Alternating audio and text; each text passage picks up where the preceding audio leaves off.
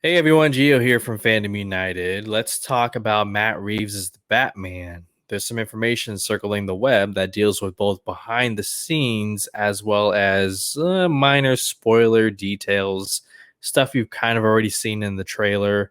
But let's get right to it. Let's start with the behind the scenes because as somebody who supports Zack Snyder and restoring the Snyderverse, this is music to my ears. If you've been following along with these updates, you know that this is kind of making sense, and I'll explain why. So, the first piece of information is Warner Media executives don't want Toby Emerick and Walter Hamada to watch the Batman movie on a private screening. Well, why is that? Let's go to the next one.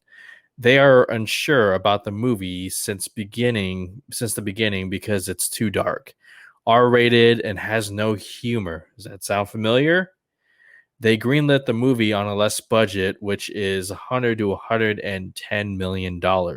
Warner Media executives don't want any interference as they are worried that Toby Emmerich may make some changes in the movie, and this affects the fans. You got to make sure you take care of your fan base, okay, and not just the Snyderverse fans, but all DC fans who liked what Matt Reeves is doing with the Batman based on the trailer at DC Fandom. Emmerich's contract was last renewed in October 2019, runs through the end of 2022. The runtime of the movie is 2 hours and 3 minutes and will be the first R-rated Batman movie. This information comes via Reddit from a VFX project person on DC Comics. So I've heard rumors that Matt Reeves threatened to walk off the set and the project if he did not have full creative control. Because we all know Warner Brothers being Warner Brothers, they're all excited until they start seeing the budget of the movie,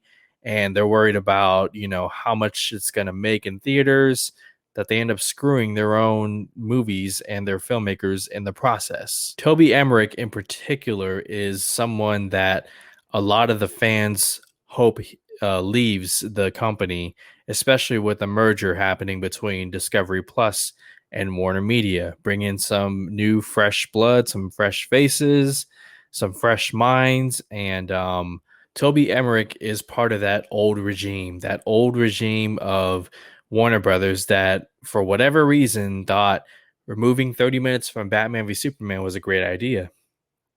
They also thought giving the Suicide Squad movie to a music video trailer company, was a great idea. And then, of course, the first opportunity they got to redo Justice League once Zack Snyder left, they wasted no time and they put out a half-assed effort of a movie that was Justice League. I'm bringing all this up because we've been down this road before. We've seen exciting trailers, and then all of a sudden you hear about reshoots and additional photography, and you start to get a little bit nervous. That's because these studio notes and these executives are wanting the movies to have humor and be PG-13 so they can be, financially successful. So I want the best version of the Batman. If it's R-rated, it's R-rated. If it's an hour and 50 minutes, it's an hour and 50 minutes. If it's 2 hours and 40 minutes, it's 2 hours and 40 minutes. I signed up for Matt Reeves's The Batman, not Toby Emmerich, Walter Hamada, and Warner Media executives, The Batman. I get it. The company owns the IP, but it's the filmmakers that we came to see on the big screen. So those are my thoughts. To me, this kind of makes sense. I think while Walter Hamada, somebody who I used to give a lot of credit to, has done some good things with the horror genre, particularly with the Conjuring franchise, this is something different and he is still new. So I think they want him to kind of back off. Clearly, there are some people who are backing the filmmakers like a Matt Reeves and saying, hey, look, we need these filmmakers to make their movies. We need to go back to being filmmaker driven. Remember when Warner Brothers was like, oh, we are a filmmaker driven studio, and then they got rid of Zack Snyder, David Ayer, Rick Famuyiwa left, and so on and so forth. So this absolutely makes all the sense. All right, now let's get to some rumors regarding the actual film, The Batman. Now, take everything with a grain of salt, okay? I always look at these beforehand, and if it's too way out of the realm of possibility, I won't talk about it.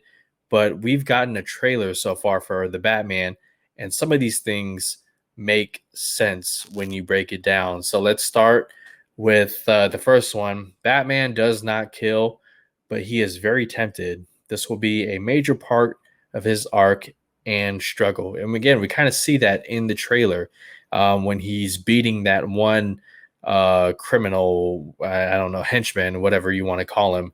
And you see everyone looking, and there's one kid in particular who gets kind of teary eyed because he's afraid. Remember, Matt Reeves has said that this Batman will be his second year of crime fighting, whereas the Gotham PD HBO Max series focuses on the first year of Batman.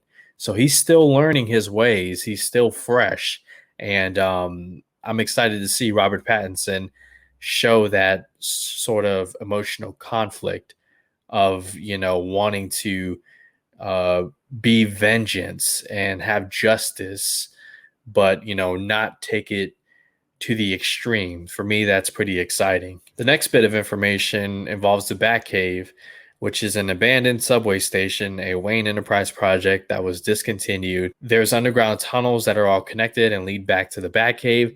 This gives Bruce Batman easy access to different locations throughout the city. I like that idea. It's very smart. Traditionally, the Batcave is usually somewhere close to the Wayne Mansion, if not underneath. But with this one, I like that it's an abandoned subway, somewhere that only Bruce has access to. All right, so moving on, many of the gadgets, devices, etc. that Bruce uses are connected to his parents.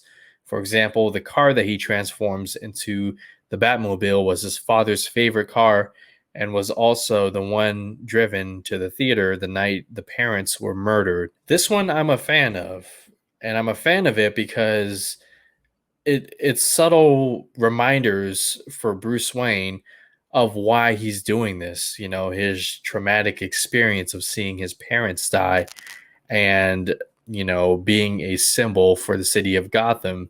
So he uses these little devices, gadgets, or even something like a car that was his father's, and it's a reminder of why he's doing this. And we actually got our first hint at this decision when Matt Reeves gave us our first look at the Batman costume with Robert Pattinson in costume walking up to the camera in slow motion. You saw the bat symbol, which looked like pieces of a gun, the same gun that was used to murder Thomas and Martha Wayne. So I like this direction. I'm a fan of it. And finally, an endorsement on Robert Pattinson's work ethic. He is very committed to the Batman, not lazy at all. So don't believe those rumors, and is in fact doing most of his fighting scenes with a plethora of martial arts from Brazilian Jiu Jitsu to Jeet Kune Do. I like that they're using actual fighting. So that's it, guys. Let me know your thoughts on the rumors and the behind the scenes whispers going on. What do you think? Leave me your thoughts down below. Thank you so much for your time and subscriptions. Gio here from Fandom United. I'll see you guys later on this week with more videos. Take care.